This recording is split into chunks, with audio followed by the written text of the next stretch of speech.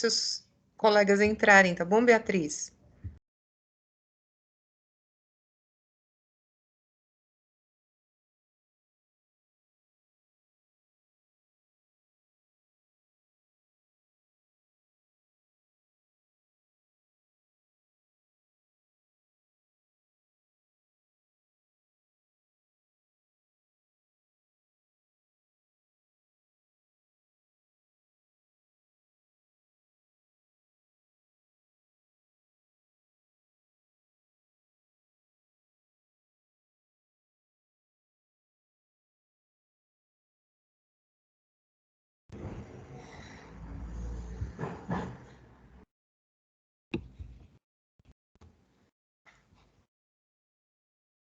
Boa noite, Beatriz.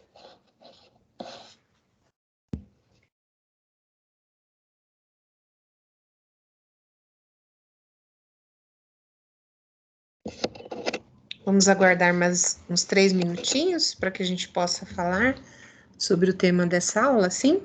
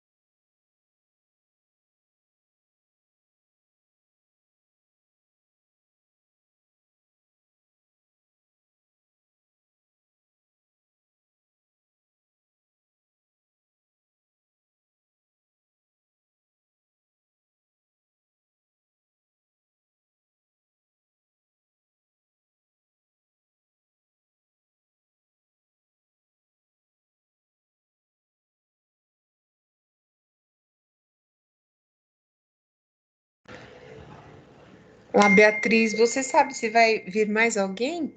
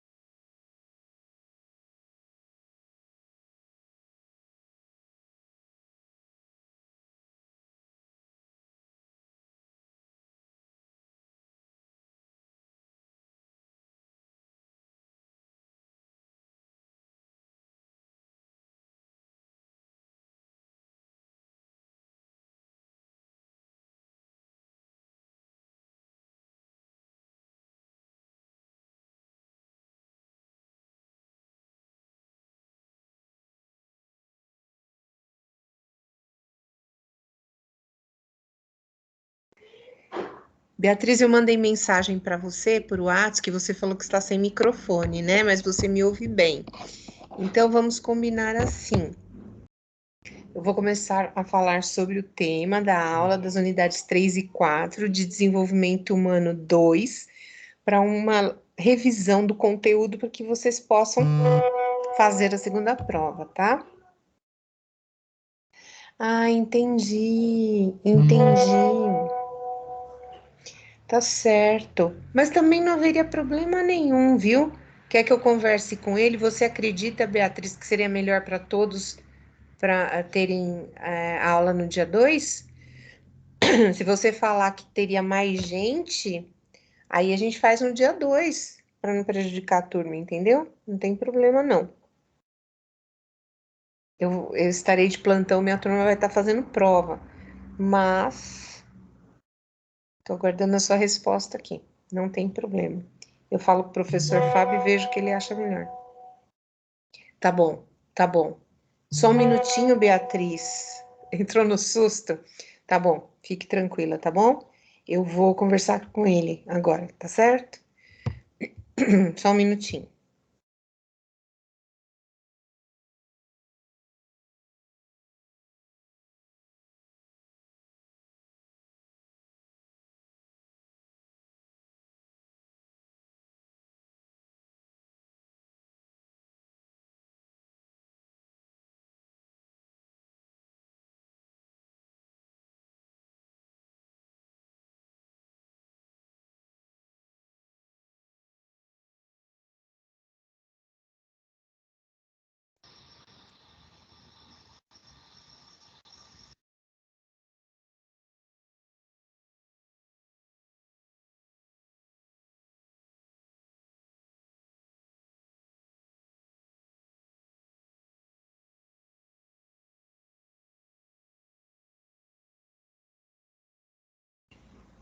Oi, Fabiola, bem-vinda. Só um minutinho, tá bom? Eu tô conversando com o professor Fábio aqui, tudo bem? Que a Beatriz estava me dizendo que vocês tinham expectativa que fosse dia 2 essa revisão, não é? Então, eu vou conversar com o professor Fábio. Nessa noite de 2 de dezembro, eu estarei em plantão de prova, estarei online também. Mas eu vou conversar com ele. Se for o caso, se for melhor para vocês, então a gente mantém dia 2, tá bom? Só um pouquinho que eu vou conversar com ele e eu já falo para vocês de volta. Só um minutinho.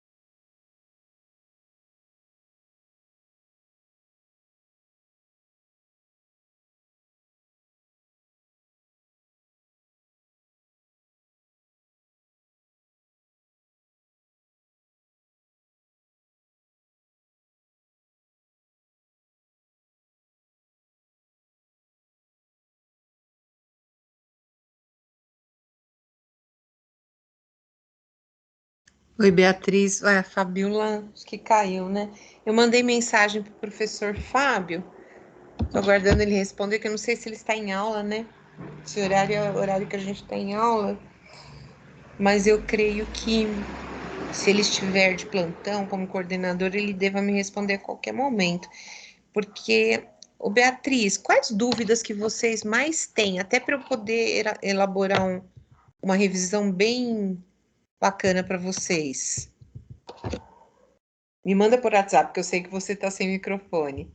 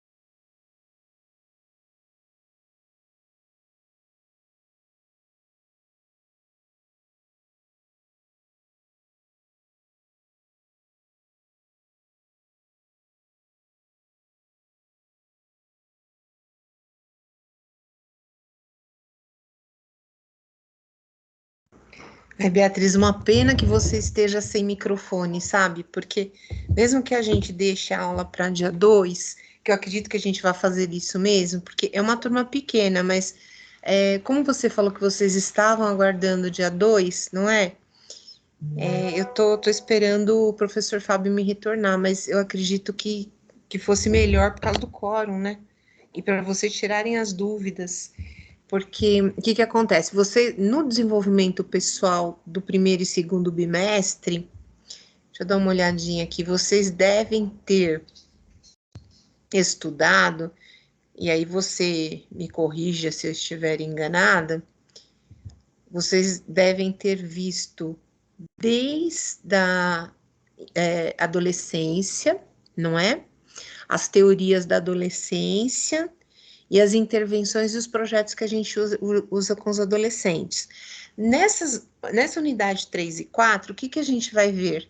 A gente vai ver a vida adulta, as características dela, os papéis sociais, os dilemas que a vida adulta, que né, a pessoa se tornar um adulto, o que, que acontece com essa pessoa, né? De adolescente, ele ter que assumir uma identidade, uma vida de adulto, que dilemas que ele encontra, que dificuldades, que desafios, né? Depois o envelhecimento da unidade 4. Então, as características desse envelhecer. Só que assim, nós não envelhecemos apenas na parte biológica, na parte física, né? A gente tem um envelhecimento e amadurecimento de tudo, de todas as células do nosso organismo. Desde o nosso nascimento, desde o momento que a gente nasce, até o momento que a gente morre, as células, elas vão se deteriorando, elas vão morrendo. Isso é inerente da vida, não tem como mudar isso. É uma condição sine qua non da vida. É isso que acontece. Você começa a morrer a partir do momento que você nasce e vai morrendo cada dia, não é? Vocês estudaram a adolescência e da adolescência a gente pula agora para onde? Para a vida adulta e as características dessa vida adulta, não é? Esse professor Fábio ainda não respondeu. Vamos ver.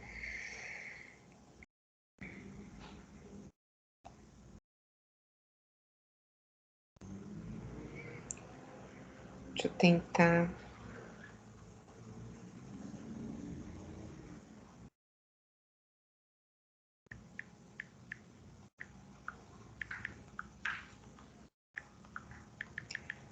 Vamos ver que sim. É que eu acredito que ele esteja em aula mesmo. Eu não posso assumir uma coisa assim sozinha, sabe, Beatriz? De mudar a data, uma vez que eu tinha combinado com ele hoje, né?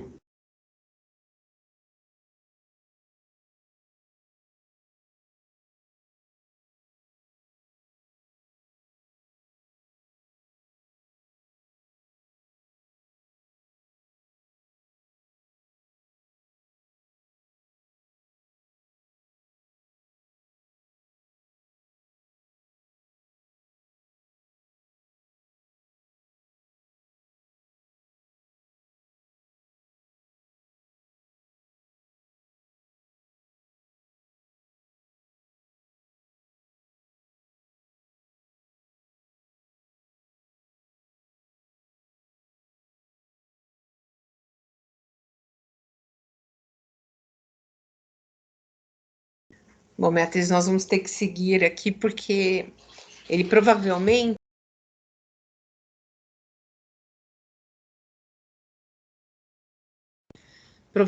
ele deve estar em aula.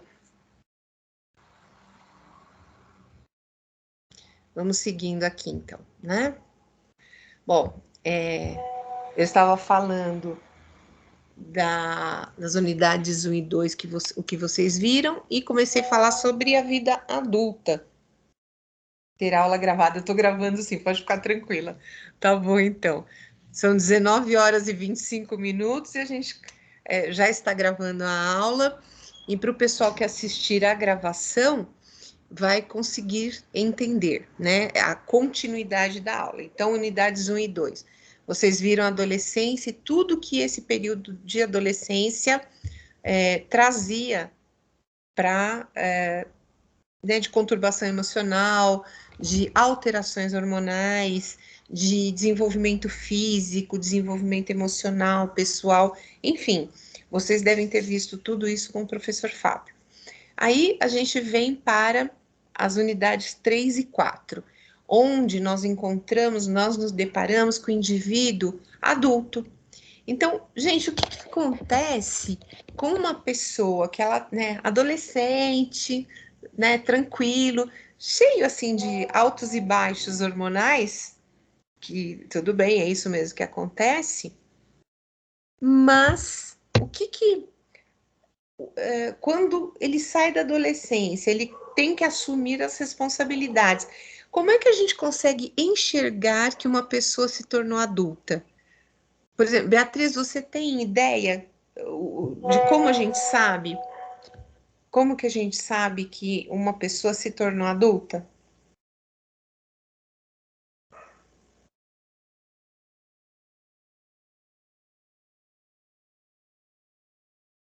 Hein?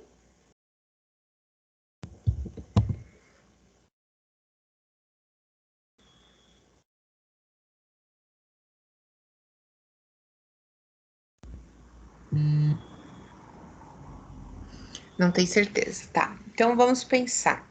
Eu vou citar Piaget, Jean Piaget, né?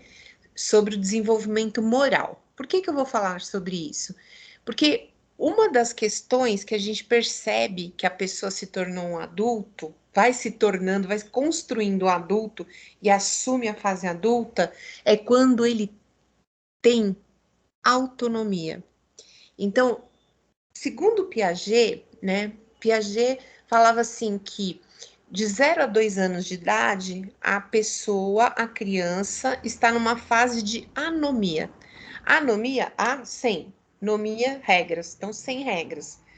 Essa criança de 0 a 2 anos, ela nem sabe que existem as regras. Então, todo momento, pai, mãe, cuidador tem que ficar, né? Vó, tio, tia, tem que ficar. Não pega, não, isso não pode pegar que é vidro. Não põe o dedo na tomada. Não vai na escada que é perigoso. Não mexe nisso que é perigoso. Não põe na boca. A todo momento, porque a criança não sabe que tem as regras, ela desconhece completamente. Passados esses 2 anos de idade, mais ou menos, tá, gente? Nada é assim definitivo, definido. Aproximadamente, passada essa idade, existe uma fase que Piaget chamou de heteronomia. O que é essa fase de heteronomia? É quando o indivíduo sabe que tem as regras, porém ele ainda precisa de alguém para seguir, para fazer ele seguir as regras. Então, geralmente, deveria até assim, depois dos 2 anos de idade, até uns 8, 9 anos de idade, algumas vezes mais, ou algumas vezes até muito mais, né? Às vezes tem adultos que não atingiram a fase de autonomia, ainda se encontram na fase de heteronomia. Por quê? Porque são pessoas que você tem que falar para as pessoas fazerem. Eles não têm autonomia própria, não têm autonomia ainda. Você tem que falar para a pessoa ir tomar banho, para fazer uma atividade, você tem que ir empurrando a pessoa. Isso mostra que essa pessoa ainda não entrou na fase adulta. Ela ainda não tem como se assumir como adulto, porque se encontra na fase de heteronomia no desenvolvimento moral. Aí sim, quando o indivíduo sabe que tem as regras e ele passa a segui-las, sem ninguém precisar ficar falando, né? Que, por exemplo, o uso da máscara. Eu sei que tem que usar. Eu pego, saio, coloco e vou. Não tem ninguém que fica falando, olha, coloca máscara. É tão desagradável isso, né, gente? Coloca máscara, tem que colocar, ficar cobrando isso da pessoa. Um adulto que a gente tem que cobrar algo que está em lei até, significa que esse adulto não atingiu autonomia. Então, uma coisa é a idade cronológica. Outra coisa é o desenvolvimento moral, outra coisa é a maturidade emocional. Então, são coisas distintas quando a gente fala isso. E aí, como a gente está falando de vida adulta, né, nós estamos falando daquela pessoa que atingiu a sua maturidade, na sua plenitude, e tem autonomia. Então, ele já não depende mais dos pais, por exemplo, ele trabalha e ele consegue pagar suas contas, é um indivíduo adulto, ele já entrou na fase adulta. Aí a gente pode considerar o quê? Uns 25, 26 anos, talvez, mais ou menos, geralmente nessa faixa de idade, né? Geralmente, uns pouco antes, tem adolescentes que já entram nessa fase até de uma forma já pressionada, porque a vida obriga que seja assim, e outros mais tarde pela maturidade, pela autonomia que nos envolveu, ou por N fatores, né?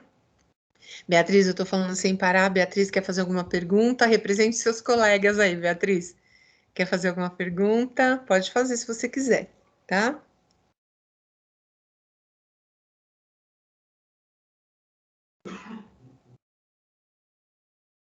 Estou esperando você me mandar aqui por WhatsApp.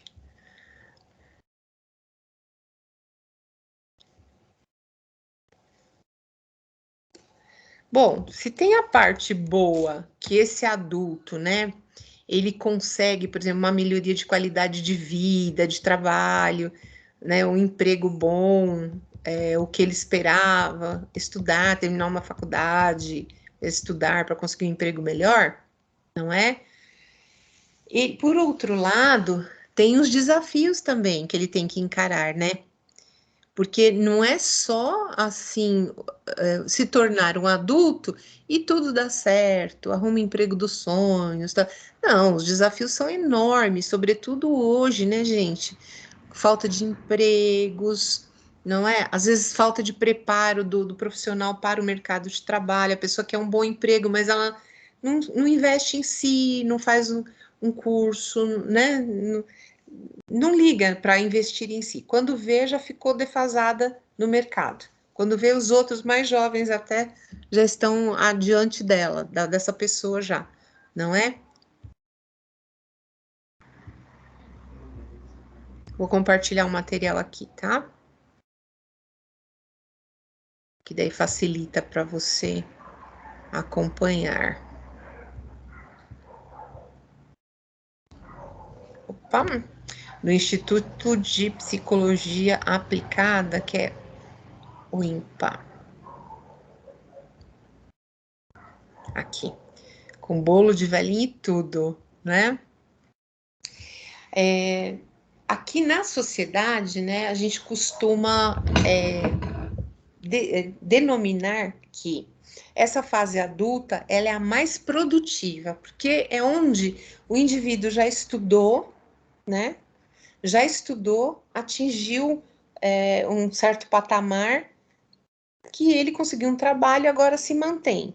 E trabalha bastante, porque ele ainda está saudável, porque ele não atingiu ainda a terceira idade, né? Então é um período de transição, essa fase adulta, entre a adolescência e a terceira idade, que algumas pessoas chamam de melhor idade. Mas a gente vai falar aqui de terceira idade, tá? Quando a gente fala em termos de psicologia, a gente precisa pensar em estágios da vida, né? Estágios é o ciclo da vida que eu estava falando para vocês. A gente tem a infância, tem o nascimento, tem a infância, a adolescência, a fase adulta e a velhice, né? Então, se a gente tivesse um gráfico aqui, o que a gente diria? Que aqui é o nascimento, infância, adolescência, fase adulta e vai entrando em declínio a velhice, tá? Bom, se a gente pode utilizar alguma palavra para denominar esse gráfico, o que acontece aqui, a gente pode utilizar transformação, porque durante toda a nossa vida nós sofremos mutações, sejam elas genéticas, culturais, ambientais, pessoais, profissionais, né, de todos os pilares da nossa vida, tá? Não existe, como eu falei no começo da aula, gente, não tem uma idade fixa. A OMS, o Conselho Tutelar, algumas instituições e eles colocam faixas de idade.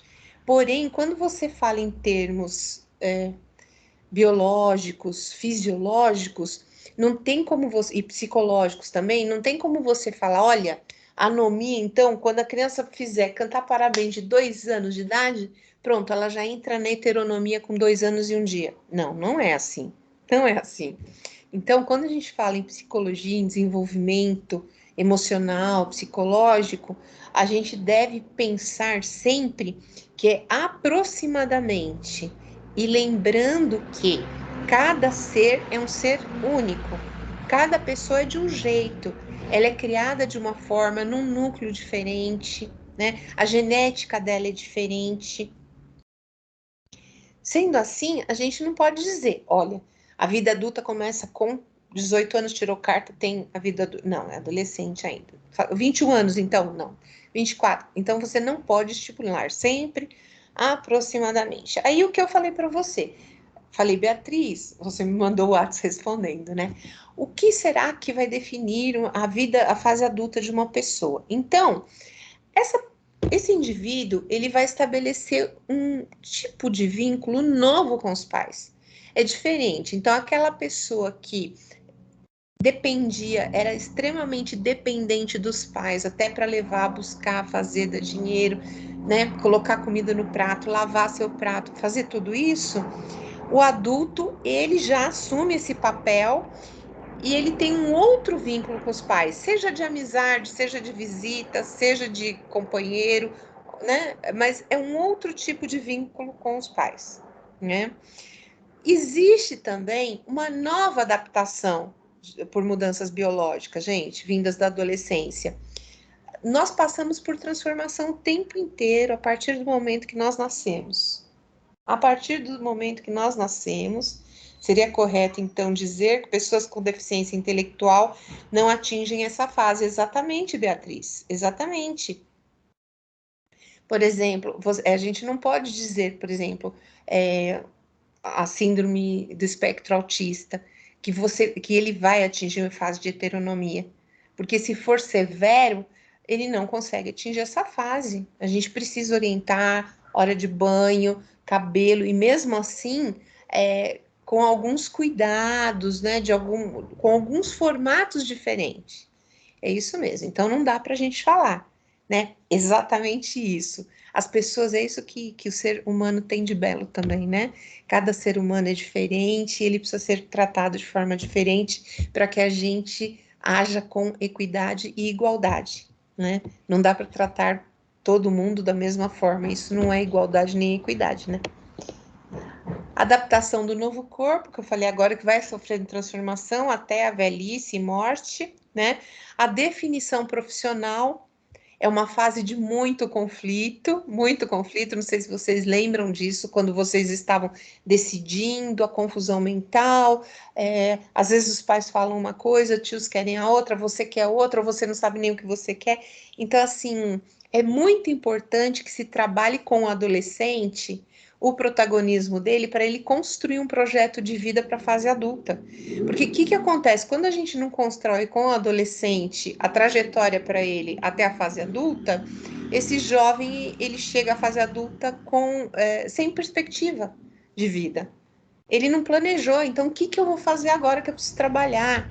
Né? É uma coisa assim que assusta. Então a gente precisa, a gente adulto, a gente professora, a gente profissional, né? Vocês profissionais da psicologia, necessariamente precisam traçar esse projeto, ajudar essas pessoas a construírem seu projeto de vida, para não chegar na vida adulta ser uma coisa assustadora e na fase adulta construir mesmo um plano de vida para a velhice, né?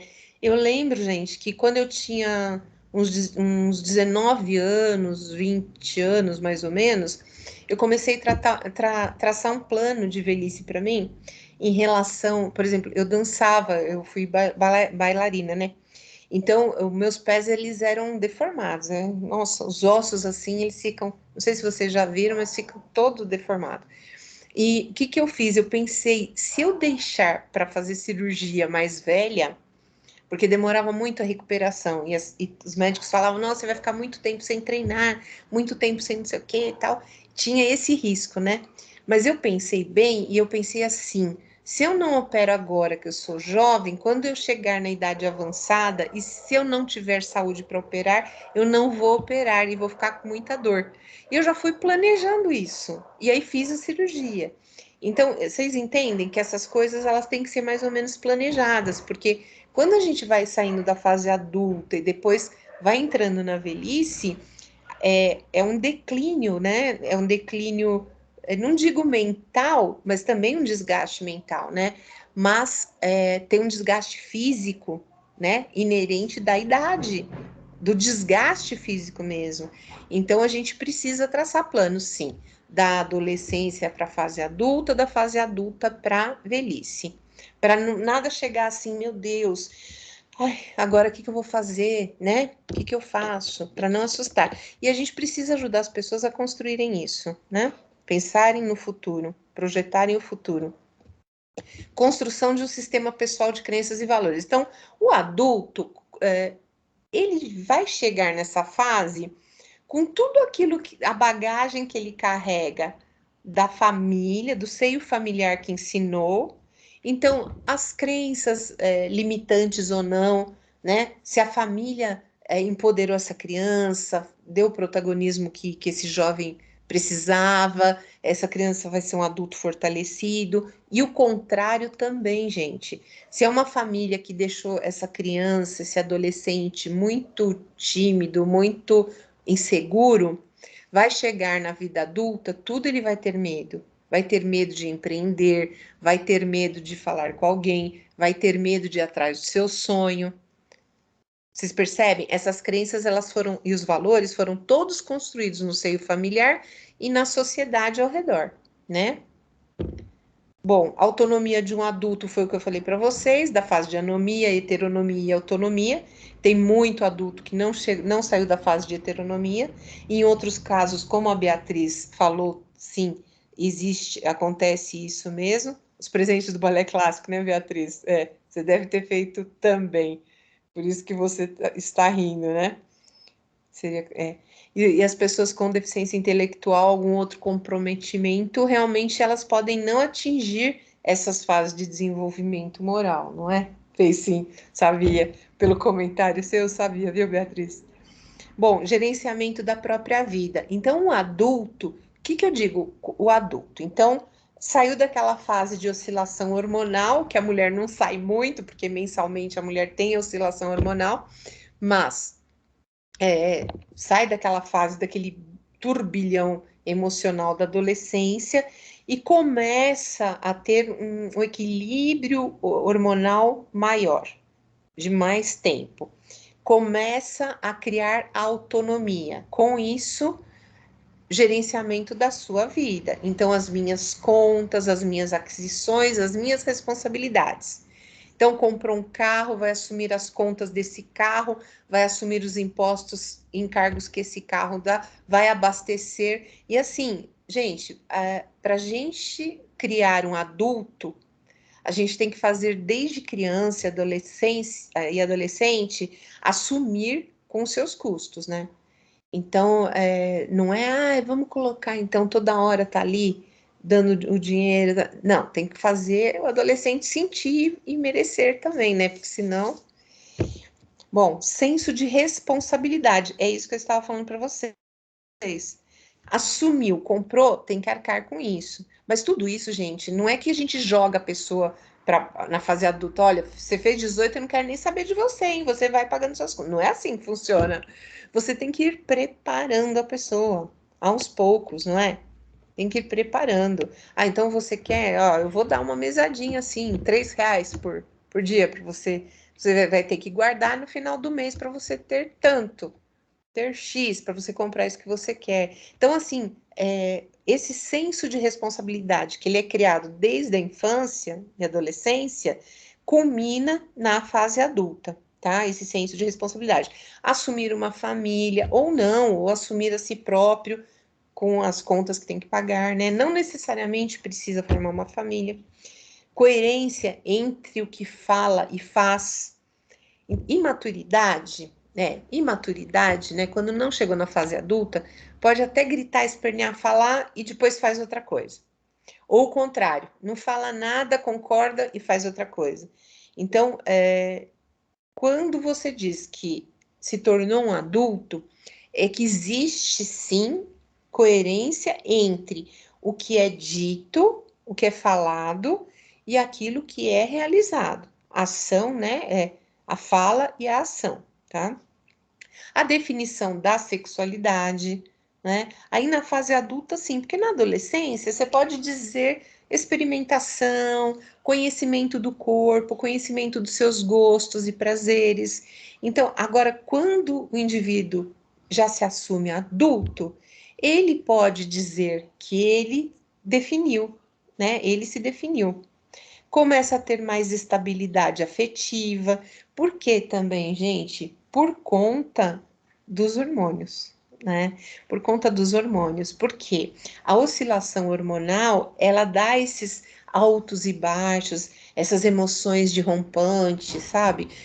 Às vezes de gritar, de chorar, de se esconder, né? Que o adolescente tem. Então, não é que o pessoal usava um termo que é até meio triste falar assim, não acho adequado. Aborrecente. Não é que é aborrecente. Não, ele não quer ser chato. A alteração fisiológica que ele passa é muito grande. E é isso que faz com que suas emoções oscilem demais por essas transformações que são preparatórias para a fase adulta. Então, se a gente tiver esse entendimento do que está acontecendo, são as descobertas, né? Às vezes não lida bem com as próprias descobertas. Então, assim, é tudo muito grande para o adolescente. Os traumas, as dores são maiores, né? E essa oscilação hormonal também. Mas na fase adulta já espera-se uma estabilidade afetiva. Então, tudo isso que eu tô falando agora, gente, a gente enxerga o indivíduo adulto, tá? Quando a pessoa desenvolve relações de qualidade, relações interpessoais, né? Então, amizades, consegue manter essas amizades, cativar, são amizades duradouras e boas, você também pode afirmar que esse indivíduo entrou na fase adulta, porque ele escolhe as pessoas com quem ele quer ficar, não é? Beatriz, tudo certo até aí?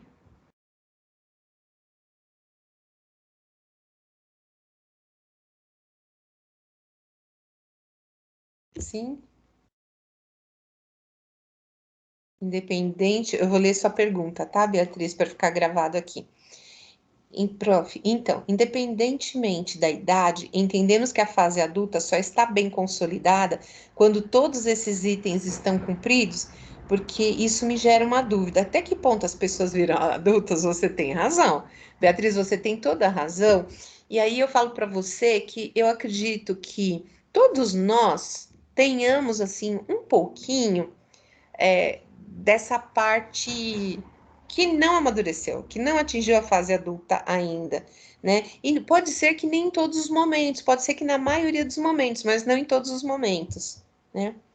Parece que a maioria das pessoas não atingiram isso. Você tem razão, você tem razão. Porque até pode ser que algumas pessoas já tenham se assumido, por exemplo, financeiramente, né? Estejam se bancando, se mantendo. Mas tem outras partes, outras questões, por exemplo, relacionamentos interpessoais de qualidade, empatia, não está aqui, mas empatia, você se colocar no lugar do outro, do que está acontecendo, para o entendimento. Vamos supor uma briga de trânsito, né? Isso acontece muito e nós temos visto mais ainda acontecer no pós-pandemia, né? As pessoas andam muito irritadas, muito alvoroçadas. E aí qualquer briguinha, qualquer buzinadinha, a pessoa já se estressa, quer bater, quer fazer acontecer, né? E se a pessoa já atingiu a fase adulta, o que que acontece? Ela pode pensar assim: nossa, a pessoa deve estar super estressada, ou está atrasado do trabalho, ou não conseguiu ganhar o dinheiro que precisava, ou está pagando a moto que tá financiada, ou gente, a gente pensa um monte de coisas, a gente consegue elaborar isso, mas quem não atingiu a fase adulta pensa em quê? Pensa em responder. É meio animalesco, né? É a resposta ou de bater, mas não de falar. Não de falar. Eu diria nem de adolescente, seria uma resposta infantil. Porque a criança, não tem criança pequenininha que você vai falar uma coisa, a criança bate em você assim, e você dá bronca, mas bate em você, porque a criança não tem vocabulário suficiente para fundamentar e contestar o que você está falando. Da criança, aí ela pode tentar te bater, tá? Porque ela não sabe elaborar. Agora, de um adulto, ele não saber elaborar e ele bater na pessoa, ou atirar, esfaquear, não é? Por causa de uma reação de uma briga, realmente, né? Tem N fatores, gente, mas também tem o fator que a pessoa não entrou na fase adulta. É isso mesmo, viu, Beatriz, que você colocou. Você está enxergando um slide agora, a idade adulta? Está escrito Erickson, refere. Só para eu saber se está compartilhando direitinho com você, senão eu vou recompartilhar. Consegue? Ó, é esse slide aqui. Deixa eu tirar uma foto para você ver.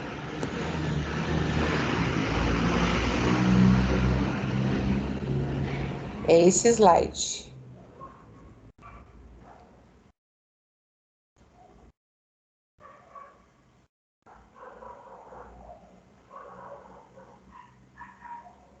Ah, tava dando joinha no Teams? Obrigada, obrigada. É que eu não vi, eu tô com a tela cheia do slide, eu não vi. Obrigada. Bom, a idade adulta, né? Aí a gente tem uma referência de Erickson que fala do conceito de adolescência prolongada, que a gente fala dos 18 aos 25 anos, que é uma fase que está justamente entre a adolescência e a fase adulta, né? Nessa fase, se na infância a criança brinca de faz de conta para se elaborar, para ser um adulto, então ela brinca de professor, ela brinca de médico, ela brinca de dentista, ela brinca de lixeiro, ela brinca de piloto, ela brinca do que ela quiser. Para quê? Para exercitar algo que possa ser na fase adulta. Dos 18 aos 25 anos, que é essa fase entre a adolescência e a fase adulta, eles começam a experimentar papéis também, né? Para quê? Para justamente assumirem esses papéis na fase adulta. É tudo como se fosse um ensaio para a fase adulta. Só que, gente, vai depender do quê? Do que vai depender? Aqui tá, nossa, tá um acento equivocado, é que na língua portuguesa de Portugal o acento fica assim, mas aqui é um circunflexo, tá? É um acento assim, aqui, econômicas. Vamos lá, adelante. Bom, exploração da identidade, né? O jovem adulto acabou de sair da adolescência e se defrontar com a fase adulta.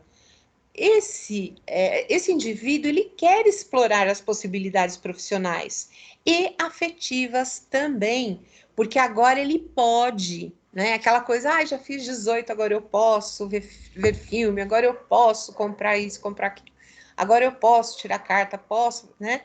Então, uma série de possos assim que ajudam com que esse indivíduo possa explorar melhor essa identidade dele e se reconhecer, né?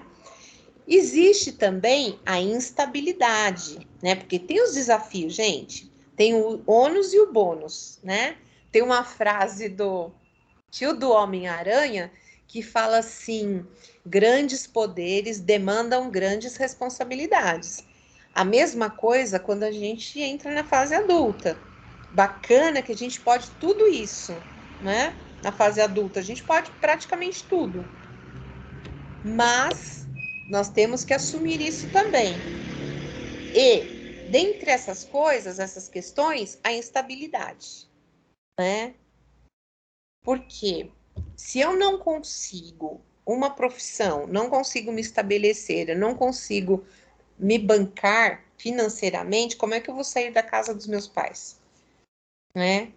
E otimismo e confiança no futuro, né? Também é um desafio.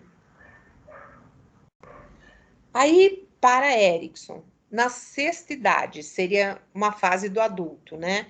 Ele fala que nessa fase a identidade desse adulto já está construída.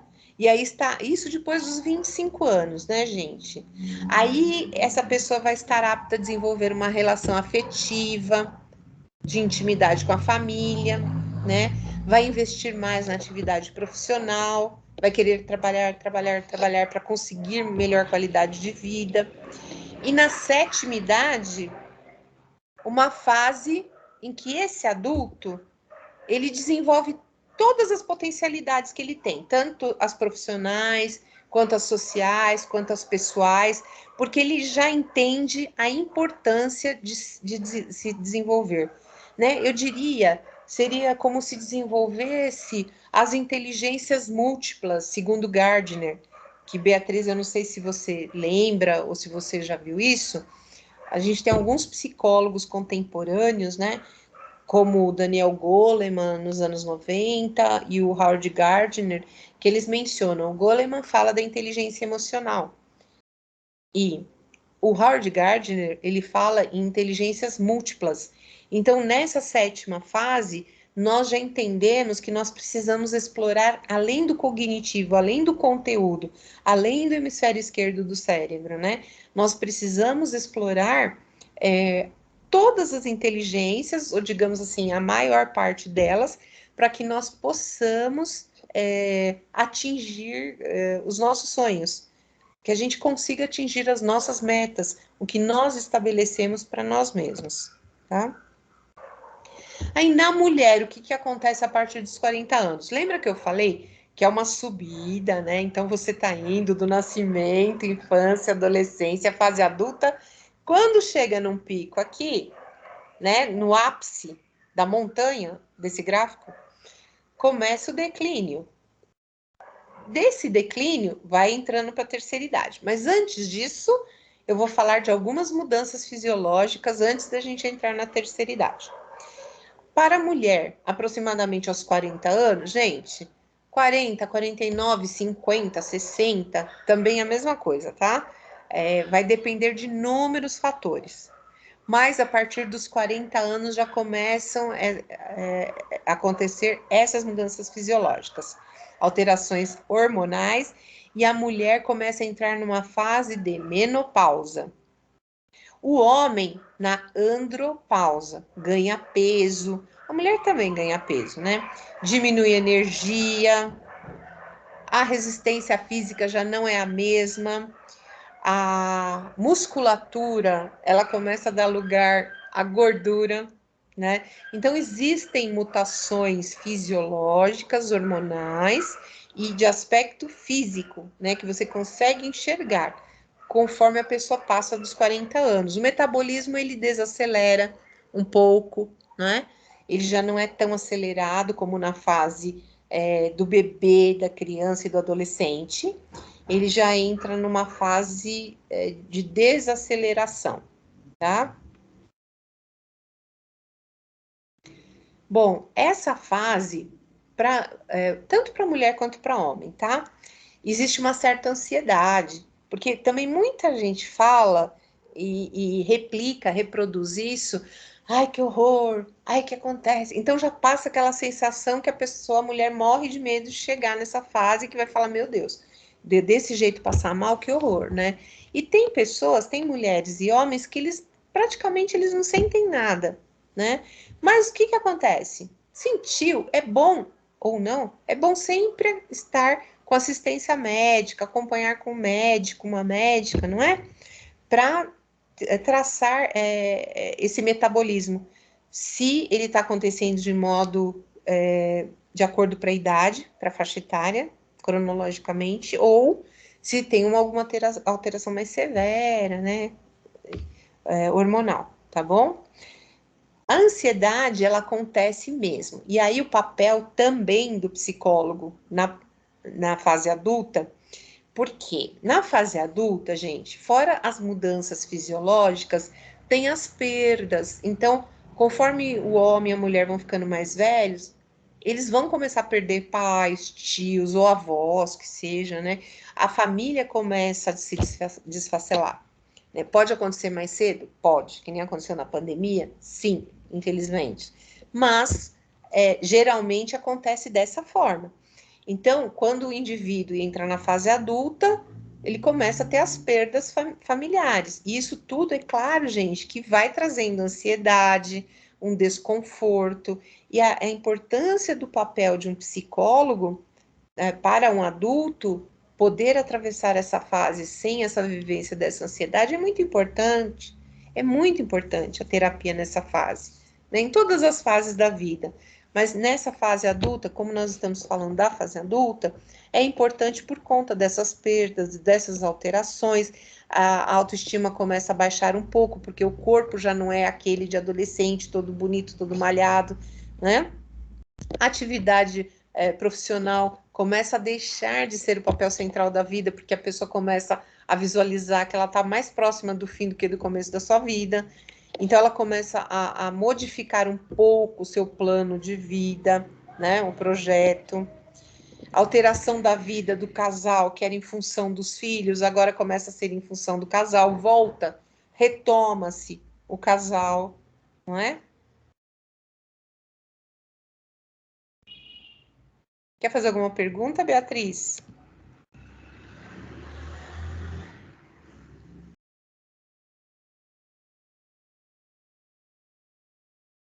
Ah, você viu isso mesmo, viu as inteligências nesse semestre, ótimo. Ah, então tá bom. Qualquer coisa você manda pergunta aqui que eu leio, tá bom? Pode ficar tranquilo. Bom, vamos entrando agora então para o envelhecimento, né? O envelhecimento. Nós temos alguns pilares para o envelhecimento saudável, né? Então tem a área biológica, a psicológica e a social. Na área biológica, o que acontece? É lógico que o vigor, lembra do declínio que eu falei, né? O metabolismo ele vai desacelerando, a produção de hormônios já não é igual. Então, alguns neurohormônios, até se eles baixarem muito, a pessoa pode entrar em depressão, conforme vai caminhando para a terceira idade. Então, essa parte biológica, a gente precisa ficar muito atento também. Não desmerecendo as outras, todas elas em conjunto, mas cada uma delas eu vou falar a importância de cada uma e o seu papel, até para a saúde mental da pessoa. Ela tem que estar com o físico saudável, porque senão afeta. Se der uma baixa tremenda de neurohormônio, dopamina, endorfina, serotonina, por exemplo, o que acontece? A pessoa vai ter dificuldade para dormir, a pessoa vai ficar irritada, vai ficar depressiva, ganha peso, vive fadigada, cansada. Então, vocês percebem que se a área biológica, ela não funcionar de acordo, ela vai desenvolver algumas patologias psicológicas.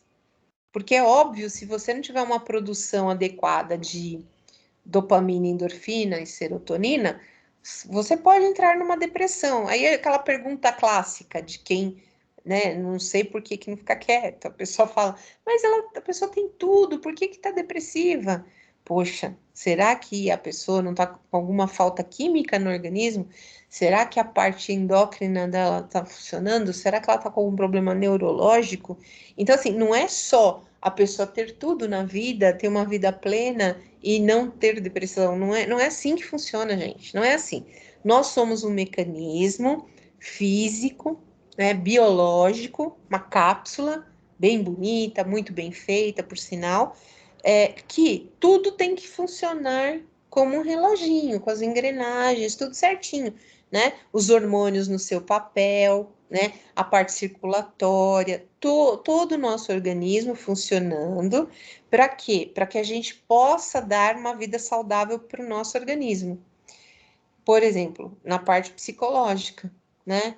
Agora, na parte psicológica, também nós dependemos da vida social, da área social. E o que acontece? Gente, tudo afeta a saúde mental, tudo afeta. Então, a parte biológica a gente já viu um pedaço, um dos fatores que podem afetar. Tem outros fatores? Tem sim, tem outras patologias, outras doenças que podem afetar o humor, podem afetar a qualidade de vida, a saúde mental, sim. Mas a gente viu esse, no caso dos neurotransmissores que eu falei para vocês, da serotonina, dopamina e endorfina, que são hormônios da felicidade muito conhecidos, e que a gente sabe que a baixíssima produção deles acarreta em depressão. É fato fundamentado, né? Comprovado. Depois, para a parte social, o que acontece no envelhecimento? Enquanto você teve uma adolescência agitada, mais turbulenta, uma vida adulta cheia de gente, de compromissos, quando a pessoa vai atingindo a terceira idade, ela começa a perder amigos. Se então na fase adulta a pessoa perdia os parentes, né, os ancestrais, os avós, os pais, os tios, depois irmãos, aí chegou na fase dela, né, gente? Chegou na fase da pessoa, a terceira idade, ela começa a perder amigos. Perdendo os amigos, a pessoa começa a ficar mais sozinha. Imagina, gente, nessa pandemia, como deve ter sido desafiador para alguns idosos que não tinham familiares e moravam sozinhos. Vocês já imaginaram a situação de uma pessoa assim e que não podia sair? Porque uma pessoa que ela mora sozinha, não tem família, não tendo pandemia, Ela vai na padaria, ela vai no supermercado, ela vai no teatro, ela vai no clube, ela vai no baile da terceira idade, ela vai em todos os lugares, interagir com todo mundo. Essa solidão, ela é inexistente, porque ela chega em casa, vai cozinhar, tomar um banho, descansar de toda a atividade que ela teve. Só que com a pandemia, o que aconteceu? Os idosos não podiam sair de jeito nenhum, porque eram as pessoas de maior risco, era o grupo de maior risco a princípio, não é? Então essas pessoas se isolaram, ficaram sozinhas. Imagina isso como afetou psicologicamente essas pessoas, essa solidão. Muitas pessoas entraram em depressão, muitas pessoas, né? E o que acontece? Com a idade, o organismo, né, a parte física, nossa, ela vai ficando mais frágil. Então já não tem mais aquela movimentação ágil que tinha antes. O idoso começa a ficar mais dependente das pessoas e isso baixa a autoestima da pessoa. A autoestima vai ficando mais baixa porque ela vai ficando mais dependente dos outros. E para uma pessoa da terceira idade, a gente percebe que eles sofrem quando eles precisam que outra pessoa faça as coisas por eles, porque eles entendem que eles estão dando peso, dando encargos que não são para as pessoas, que não deveriam ser para as pessoas, que eles deveriam estar fazendo, né? Eles se sentem extremamente envergonhados, né? Se sentem impotentes, né? Quer perguntar alguma coisa?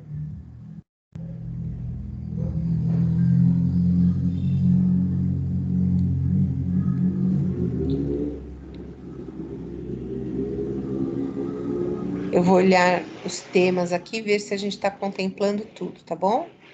A gente tem a psicologia do desenvolvimento aqui.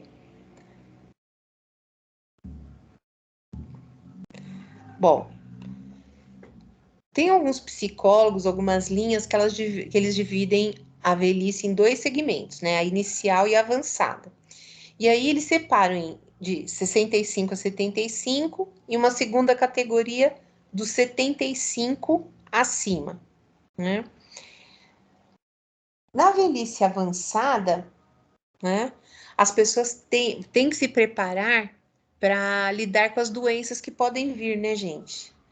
Porque, como eu falei agora há pouco, começa a ficar incapaz. Então, assim, não consegue, às vezes, abrir uma tampa de palmito, não consegue abrir uma lata de molho de tomate e começa a perder a memória, né? Tudo isso precisa ter acompanhamento profissional, tá? Gente, eu diria não só com o idoso, mas se o idoso tiver família ou cuidadores, que essas pessoas também precisam participar desse tratamento, dessa terapia, viu? É muito importante, porque às vezes os filhos não entendem esse envelhecimento, essa degradação, que é natural, e que um dia eles vão passar por isso, né? Se cuidando direitinho, eles também vão passar pela velhice, né? Bom, o envelhecimento e a sociedade. Então, a gente tem grande influência na cultura, no processo de envelhecimento das pessoas, né? Por quê? Porque afeta as percepções que o idoso tem e os sentimentos também. Ou seja, no Oriente, as pessoas respeitam demais os idosos. Demais, demais. Já em outros países, o idoso é um fardo, é aquele velho, aquela velha, não é? É pejorativo. Então, imaginem, se coloquem, né, empaticamente. Como é que o outro se sente ouvindo que ele é um peso para a sociedade? Sendo que é uma pessoa que trabalhou a vida inteira para o enriquecimento da sociedade e da família.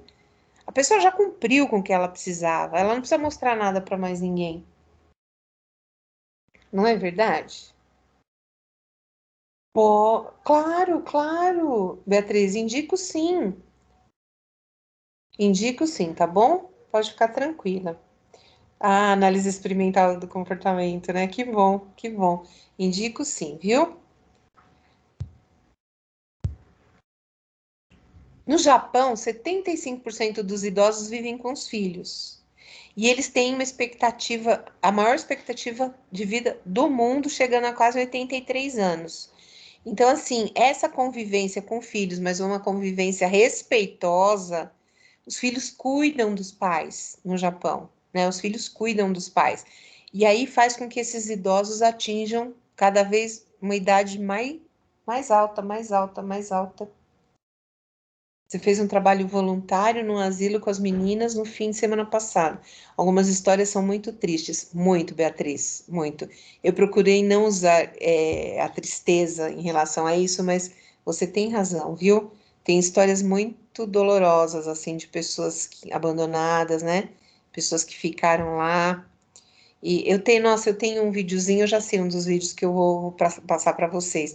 Depois se, eu passo para você e depois se você puder compartilhar com esse grupo que vai assistir essa gravação, eu agradeço, viu?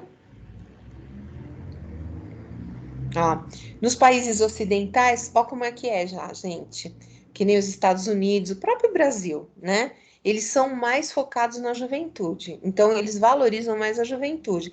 Porque eles estão pensando o quê? Na faixa etária que depois vai começar a produzir, né? Eles estão pensando no produtor. No produtor. Porque significa a velhice perda de qualidade, perde a beleza, perde a agilidade, perde o vigor, não consegue mais trabalhar, não consegue produzir tanto, né? E os relatos de depressão e ansiedade são muito comuns nos Estados Unidos e aqui também, viu, gente? E lá nos Estados Unidos tem uma faixa de suicídio, uma taxa de suicídio alta, né, entre as pessoas acima de 65 anos. Então atinge mesmo, né? Como eu falei para vocês, essas mudanças de humor, elas podem estar ligadas sim a fatores bioquímicos do organismo do idoso, né? Ou em qualquer faixa etária, tá bom? Mas também, gente, o ambiente social, ele favorece ou não que a gente produza hormônios, por exemplo, ocitocina. Vocês sabiam que a ocitocina, que dizem que é o hormônio do amor, que deixa a gente feliz, contente, animado, o abraço, se você abraçar, se você se sentir acolhida, ele aumenta a produção de ocitocina, comer chocolate também, entre outros, né? Bom, a competência, né? Geralmente os jovens eles usam termos pejorativos para falarem dos idosos, né? Então, chama, lento, lerdo, ranzinza, não ouve direito, tem que repetir toda hora, tá com a cabeça ruim, senil, é um incompetente mesmo, não serve para mais nada. Então, como que você se sentiria ouvindo isso, né? Então, eu precisava trabalhar um pouco com o adolescente para falar para ele da importância do envelhecimento. Não é toda pessoa que consegue envelhecer, não é? E trazer um pouco de sensibilidade para o adolescente ter mais respeito, né?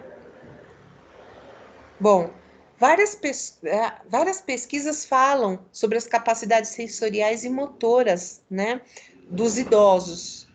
Então, o que que acontece? Nos anos 90, falava-se que não havia meios de recuperar neurônios, não tinha como, a pessoa perdia no AVC, no acidente vascular cerebral, não recupera mais, tal. Isso, na minha primeira graduação, ainda se falava assim, neurônio perdeu, não tem jeito.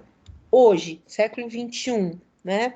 O que que acontece? Como que a medicina, como que a bioquímica, farmacologia, enfim, todas as disciplinas, a biotecnologia, toda essa área, como é que pensa a respeito? A neuroanatomia, neurofisiologia, pensa dessa forma. O neurônio em si não se recupera, ele não renasce. Porém, os neurônios que fazem outras funções, eles acabam assumindo as funções daqueles que se degeneraram.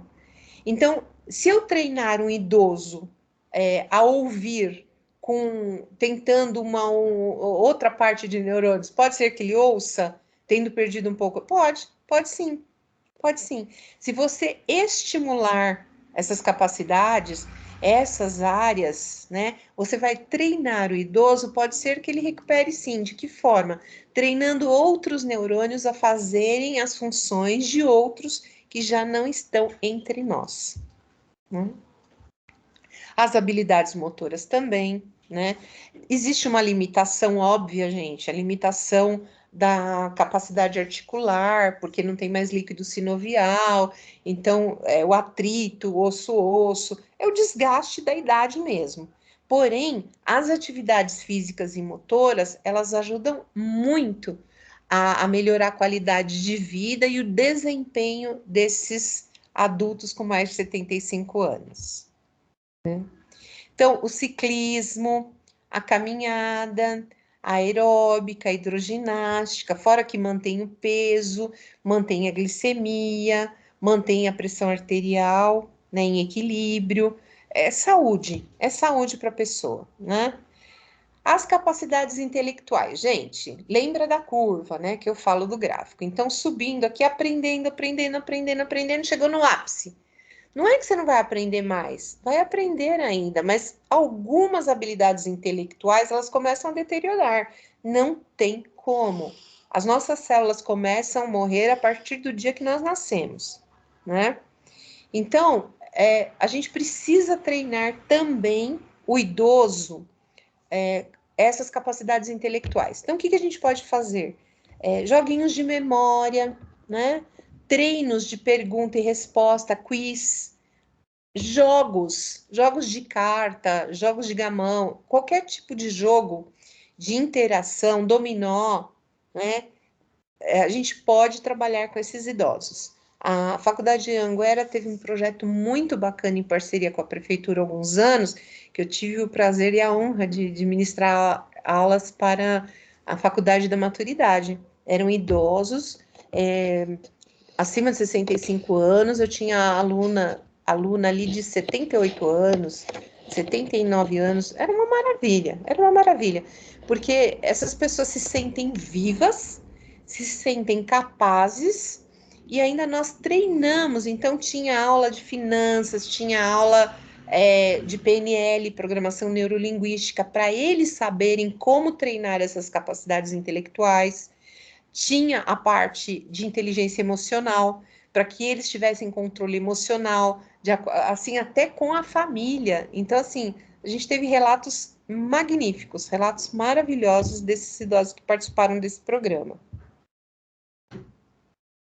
Bom, as educacionais foi o que eu falei para vocês, essa faculdade da maturidade. As perdas mentais, gente, não tem como, né?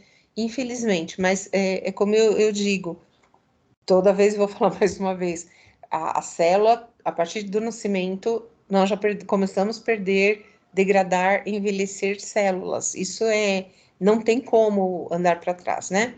Não tem como, é o ciclo da vida, né?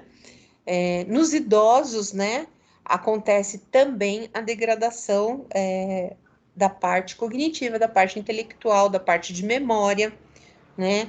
A atenção a tarefas. Se começou a ter foco numa tarefa, já não consegue ter foco na outra. Essas habilidades, né? E são algumas perdas mentais, detalhes sensoriais que eles memorizam naquele instante, não é? Mas também nós temos, assim, por outro lado, uma tremenda criatividade desses idosos para encontrarem soluções que muitas vezes os jovens não têm a expertise suficiente para criar esses recursos. E aí o idoso tem, e é bem bacana isso, né? A inteligência fluida versus a cristalizada, né? Aquela questão fluida pode ser de origem biológica, né? E ela é um raciocínio rápido, é uma grande quantidade de informação, parece uma tempestade cerebral. Eu costumo dizer que é um monte de ideias começam a vir, né? Num curto espaço de tempo. E a inteligência cristalizada é aquilo que nós fomos acumulando ao longo de toda a nossa vida. Então, tudo que nós aprendemos, o vocabulário, né, a matemática, a língua portuguesa, outras línguas, tudo que ficou, história, né, tudo que a gente construiu ali, cristalizou e está ali, tá? Então, inteligência fluida e inteligência cristalizada, né? Não é fácil, gente, a gente enfrentar as perdas. Eu falei isso há alguns minutos atrás.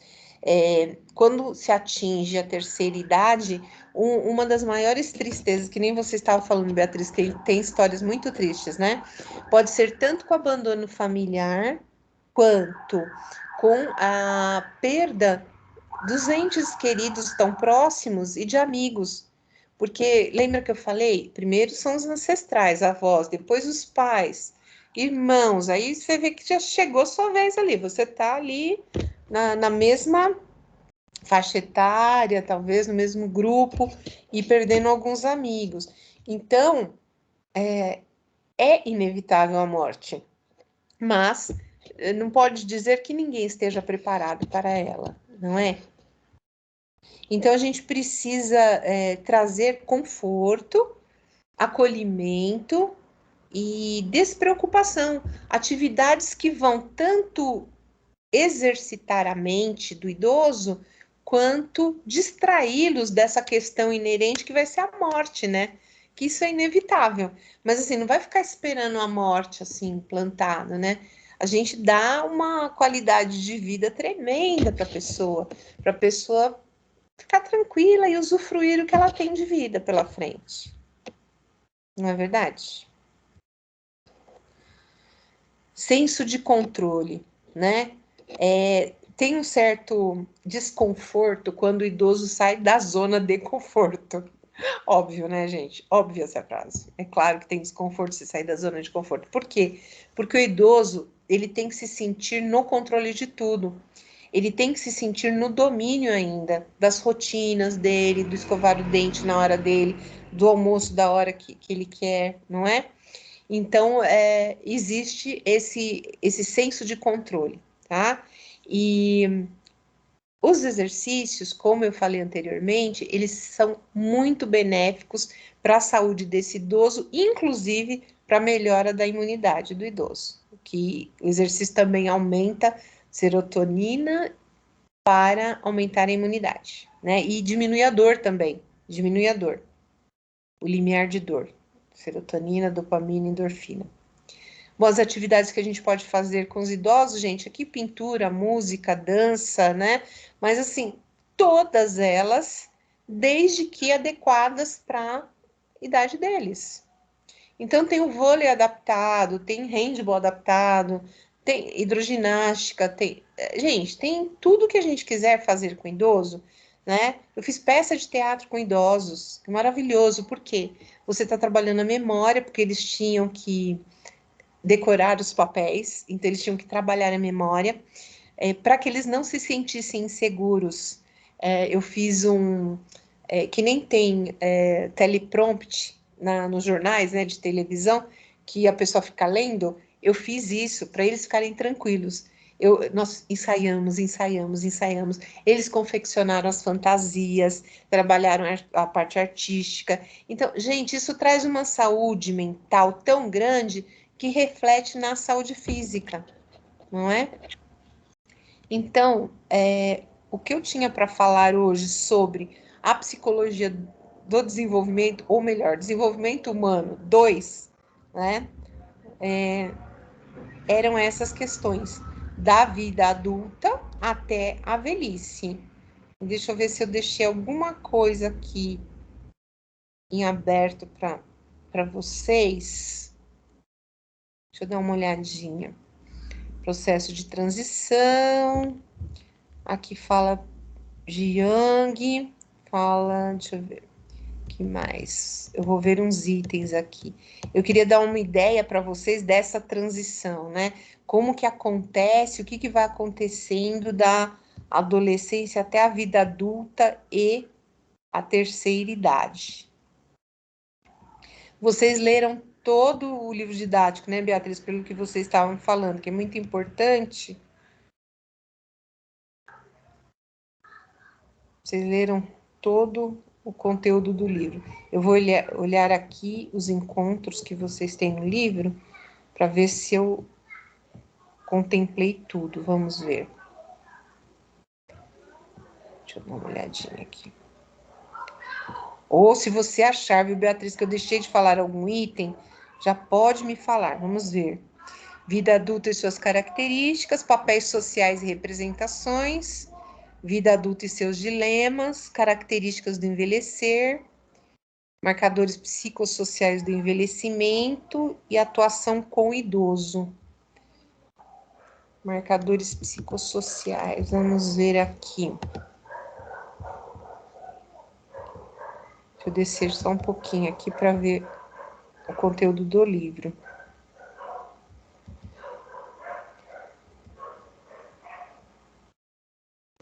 Bom, a identidade do idoso, né? A importância da psicologia e da terapia, né?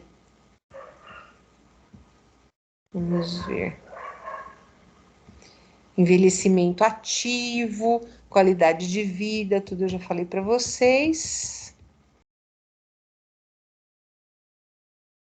Ao considerarmos viver bem a velhice, devemos falar das coisas de que gostamos ou de que não gostamos de fazer. Gostar depende muito do para que fazemos algo, ou do que acontece quando fazemos. Podemos até gostar de fazer algumas das coisas que temos de fazer e não gostar de fazer algumas das coisas que queremos fazer.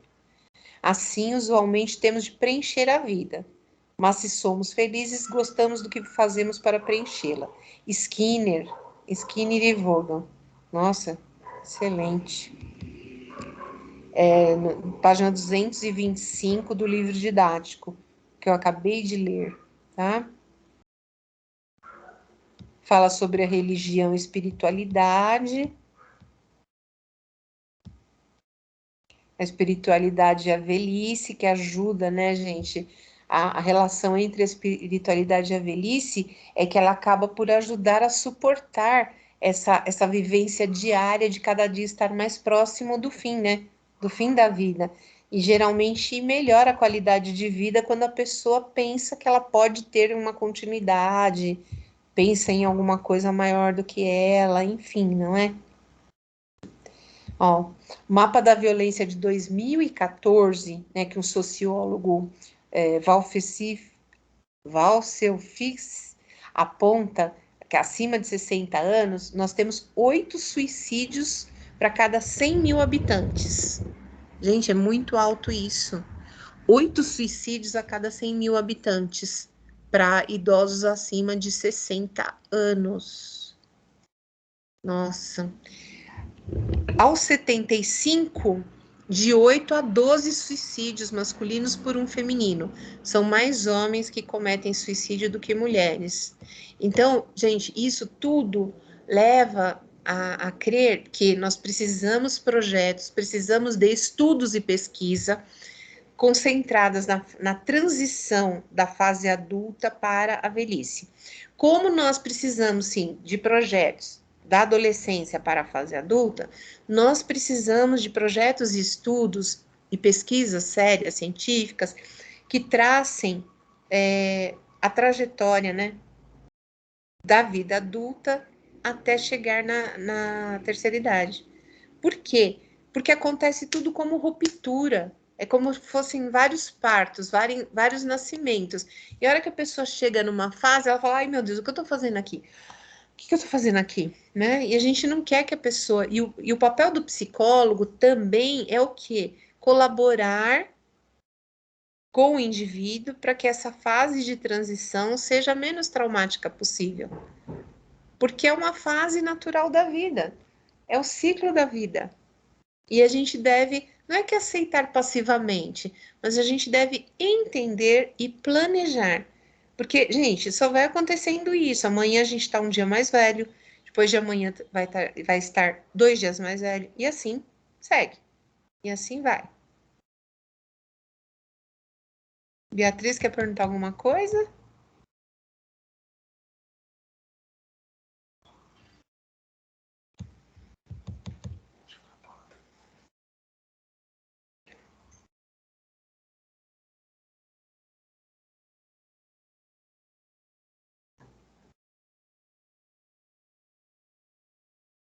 Estou passando mais alguma coisa aqui do livro didático?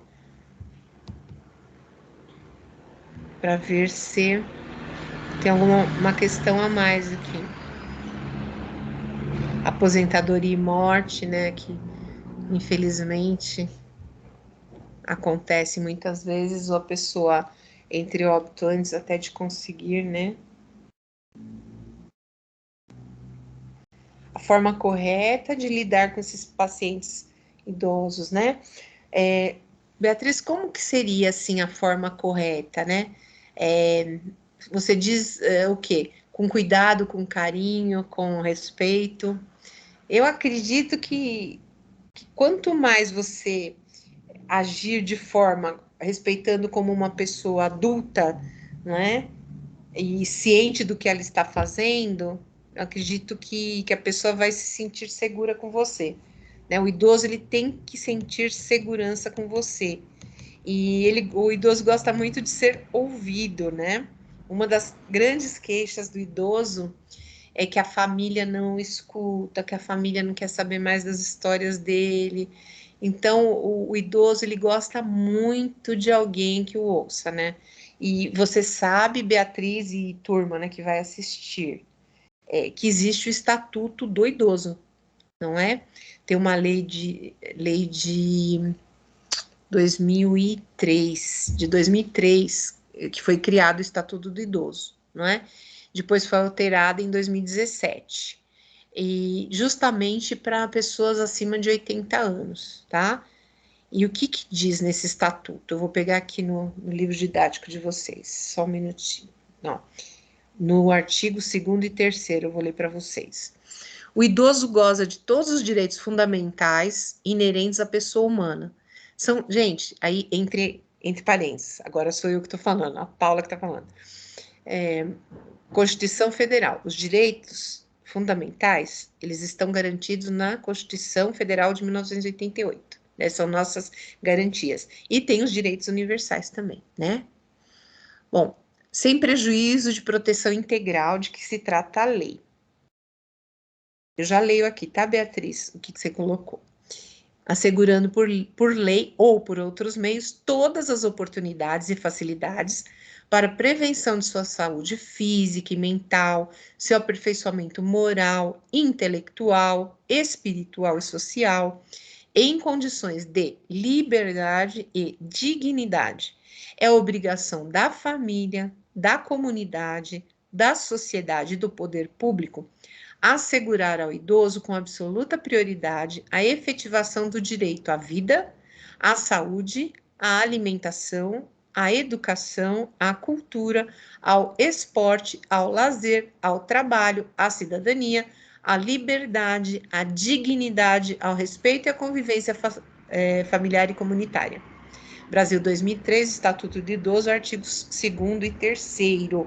Está na página do livro didático de vocês, página 236. Página do livro 236. Na digital lá em cima, 238. Beatriz, devendo, por exemplo, tirar o foco dessas perdas, perfeito, em atividades terapêuticas ou falar com eles sobre as perdas. Bem, tem um primeiro momento, possivelmente eles precisem falar desse luto, dessa dor, mas cada um tem um momento de fala e de expressão também, né? Vai depender da pessoa, do paciente, né? Da pessoa que você está conversando.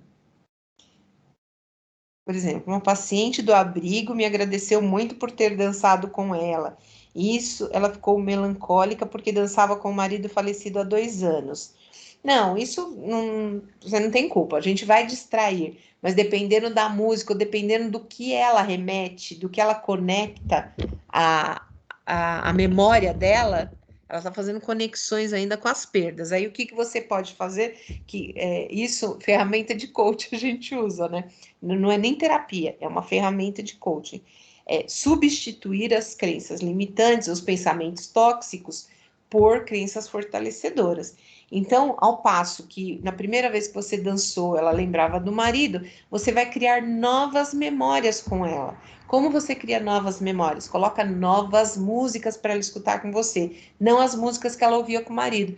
E aí dança de uma forma diferente, vai dançar de um jeito diferente. Você vai criar novas lembranças com ela, né? Mas assim, o luto, tem pessoas que pode durar um mês, 3 meses, pode durar uma vida. Então, também falar de luto, né, vai depender da pessoa, quanto tempo, mas quanto mais rápido ela for resiliente sair desse luto, melhor para a saúde física e mental dela, né?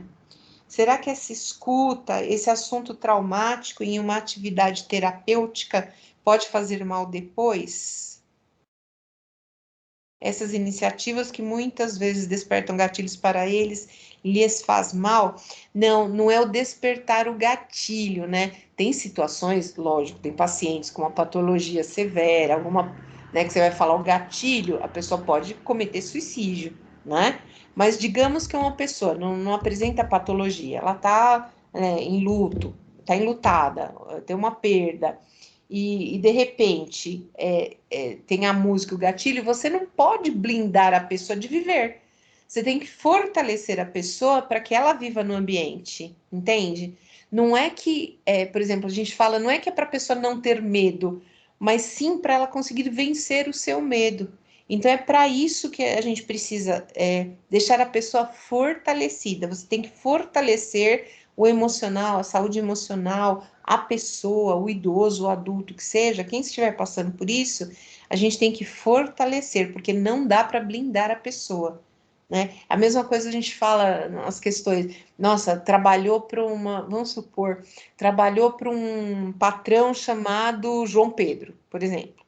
Nossa, mas João Pedro maltratou tanto o meu marido, maltratou tanto. Aí vai o marido, arruma um emprego no outro lugar, o patrão é João Pedro, ele vai ganhar uma nota. Aí ele fala: Não, não vou porque é João Pedro, eu lembro do João Pedro lá que me tratava mal. Não, tem que cortar essas conexões, cortar e estabelecer novas oportunidades, novas pessoas, novos momentos. Só que a pessoa também precisa fazer um pouco a parte dela, né?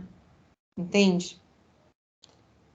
Eu não sei se ficou claro, Beatriz. Se ficou claro, você me manda um oizinho aqui para mim, que ok, por favor, em relação aos gatilhos, né? Que vai depender também do estado e da patologia, se a pessoa apresenta ou não, né? Porque tem risco. Ficou? Ah, que bom. Ah, que bom. Beatriz, eu gostaria, eu não sei se você tem acesso ao livro didático aí, mas eu gostaria que você desse uma olhadinha, ver se tem alguma dúvida que eu possa falar, para ficar registrado aqui, para ficar gravado, né? Falar dos abusos e violência que os idosos sofrem também, né? Violência emocional. Eu vou contar um caos verdadeiro para vocês. Uns 20 dias atrás, eu estava no shopping com um dos meus filhos, né? E ele apertou minha mão, assim, ele pegou na minha mão e apertou, falou, mãe, nossa, aconteceu uma coisa tão desagradável. Ele se sentiu muito mal, porque o filho estava com a mãe cadeirante e a mãe acho que tinha esquecido, não sei se a carteira no carro, alguma coisa, e o filho começou a gritar com ela. Ela é bem idosa, gente, bem idosa, acho que uns 70 e poucos anos. E, e ela falou: Ai, filho, minha cabeça já não tá boa. E ele gritando com ela, né? E assim, eu fiquei penalizadíssima pela situação, né? Que eu não presenciei, mas ele me contando, fiquei, nossa, penalizada mesmo. E por outro lado, assim, eu pensei, nossa, que bom que isso tocou ele, né? Não passou desapercebido. Eu falei, nossa, que bom que ele notou, isso incomodou e ele não gostou, porque é sinal que ele não vai reproduzir isso com ninguém, né? Então, a gente precisa não se acostumar com as violências, com os maus tratos que a gente vê a todo momento, com o desrespeito, né? A gente precisa respeitar o idoso, mesmo que a gente tenha intimidade com a avó, com o avô, com vizinho idoso, idosa, tem que ter um carinho respeitoso por esse idoso, que foi uma pessoa que já viveu muito, pode ser que tenha muito a contribuir, né? Então, para o idoso, gente, o que mais pega, né, é o abandono, o abuso financeiro também, porque o abuso financeiro acontece, o idoso, quando tem uma renda da aposentadoria, às vezes o familiar pega o cartão para cuidar desse idoso e usa o dinheiro, fala, ah, não, já que eu estou cuidando, eu tenho direito eu que gasto, eu que compro os remédios. Então, gente, mas é um abuso financeiro ao idoso, né?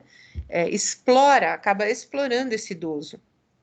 Tem também o abandono da família, se ausenta, larga em algum lugar, mesmo que pague, viu, gente? Eu não estou dizendo assim que abandona num lugar e sem pagar e não, não, às vezes a pessoa paga um local bom, mas não viaja para longe, mas não vai visitar o idoso. Ah, mas fez muita coisa ruim nessa vida, não sei. Gente, a pessoa tá no, né? Quanto tempo essa pessoa vai ter mais de vida? Quanto tempo, né? Como que você vai exercitar sua solidariedade, exercitar sua empatia, né? Eu acho importante a gente, não é punir a pessoa, você não tá punindo a pessoa, às vezes você tá se punindo, né? Por uma ausência dessa, um abandono desse. Bom, tem o abuso psicológico também, que é essa agressão verbal que eu acabei de falar para vocês, né? Que meu filho presenciou. Tem abuso sexual, às vezes até em hospital, né? Que acontece com idosas, né? Infelizmente. A autonegligência, né? Porque o que acontece? Às vezes o idoso, ele passa a não querer. Quando ele vai ficando um pouco mais senil, ele não quer se cuidar. Ou até inconscientemente, gente, já é um caminho meio que suicida, né? Sem perceber. Sem ele perceber, não é, ele tá se matando, ele sabe que tá se matando. Não. Inconscientemente, né? Ele começa a ter essa percepção de não querer mais nada, não querer se tratar, não quer tomar banho, não quer comer, não quer ir no médico, não quer fazer um exame. E aí ele começa a descuidar de si, né? Ele deixa de ter, ele é negligente com ele mesmo, né? O idoso é uma auto negligência que a gente fala, não é? Bom, Beatriz, se você tiver mais alguma pergunta, eu estou olhando aqui no livro didático, mais algum ponto de interesse.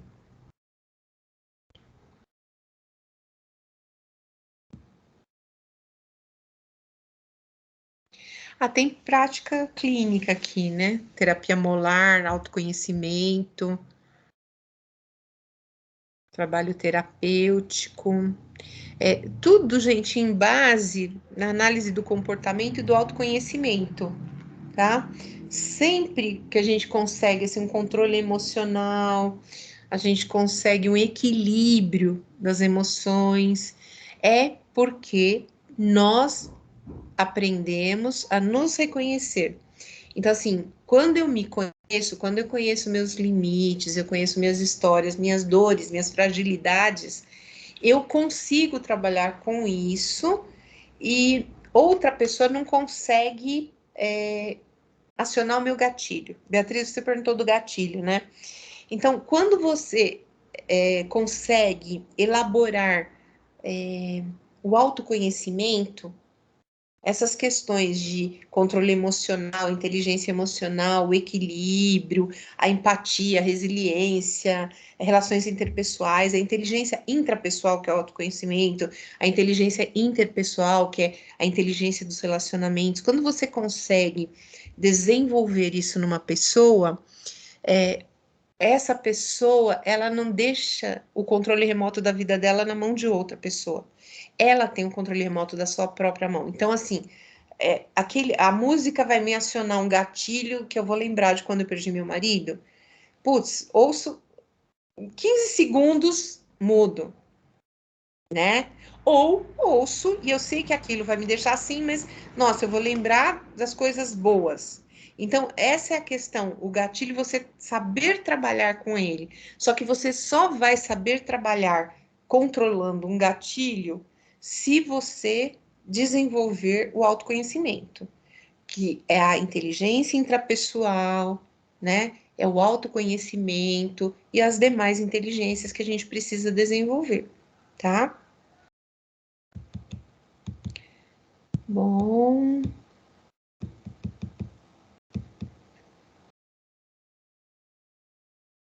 estudos, terapia cognitivo-comportamental, terapia de grupo.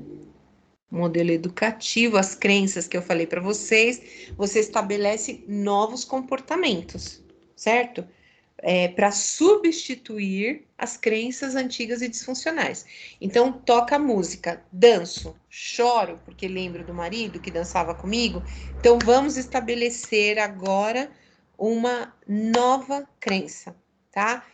A crença adaptativa é a que a gente vai alterando até atingir uma crença fortalecedora. Então, você vai substituir essa crença disfuncional. Essa crença antiga, essa crença disfuncional que faz chorar, a gente vai substituir o comportamento.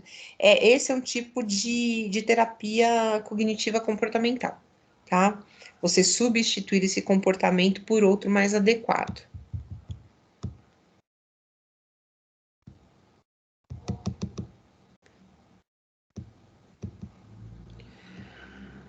Falando atos falhos.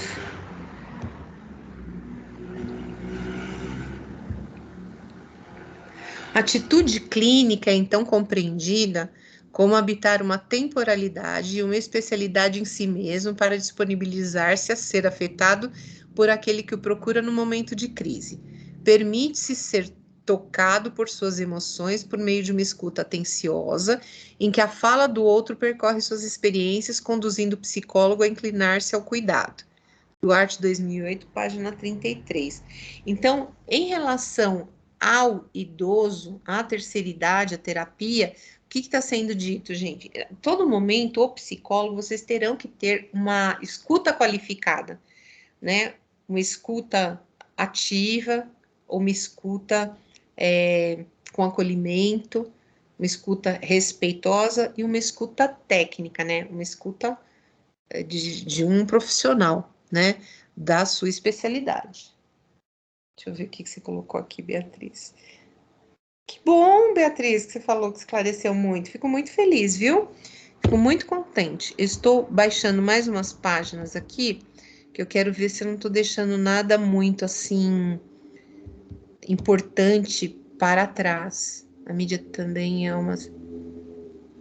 A mídia, verdade. Os meios de comunicação, né? Beatriz e os demais que forem assistir depois. A mídia, né, ela massacra muito, porque, vamos supor, uma modelo hoje com 28 anos, ela já é considerada mais velha. Até hoje já até melhorou um pouco mais isso, mas digamos há uns 25 anos atrás, mais ou menos, uma modelo depois dos 25 anos, ela já era considerada velha, fora do mercado.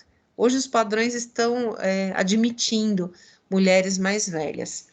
Mas os próprios meios de comunicação, eles enfatizam muito, né, glamorizam só a adolescência e o idoso fica com aquela parte de pesar mesmo, sabe, para a família, que tem que cuidar, que tem que levar no médico, enfim, né?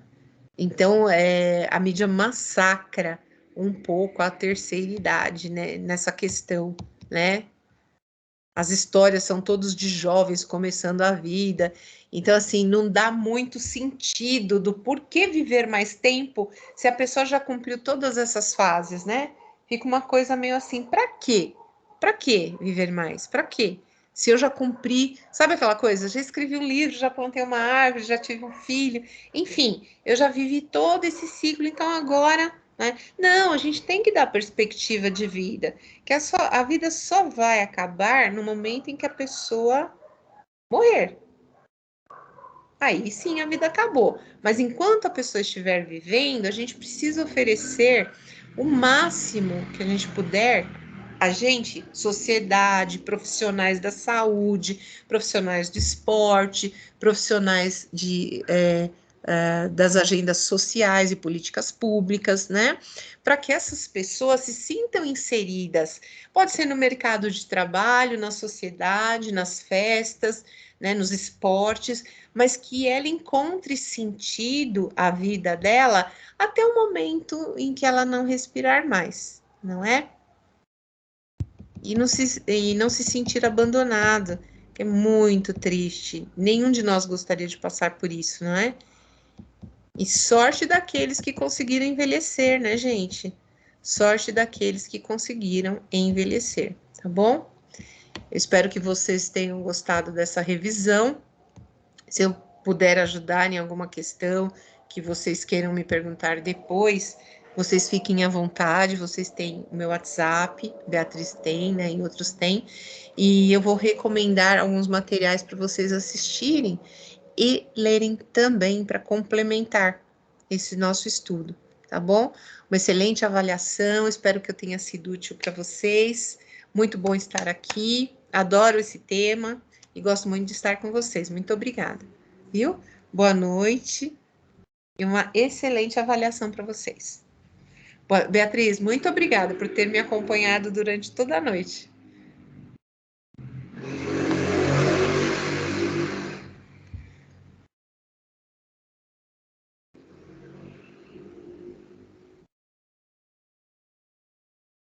Muito obrigada, viu? Linda. Maravilhosa como sempre. Eu que agradeço, viu? Eu que agradeço. E eu me coloco à disposição mesmo. Boa noite, bom descanso. Muito obrigada por estar aqui nesse tempo. Você pode avisar os colegas, né? Que eu acredito que eu consiga baixar essa aula, essa gravação. Mas vamos ver como é que eu vou fazer, né? Para vocês terem esse material, tá bom? Através desse link que eu criei, tá certo? Boa noite, bom descanso e uma ótima avaliação. Vou encerrar a gravação agora.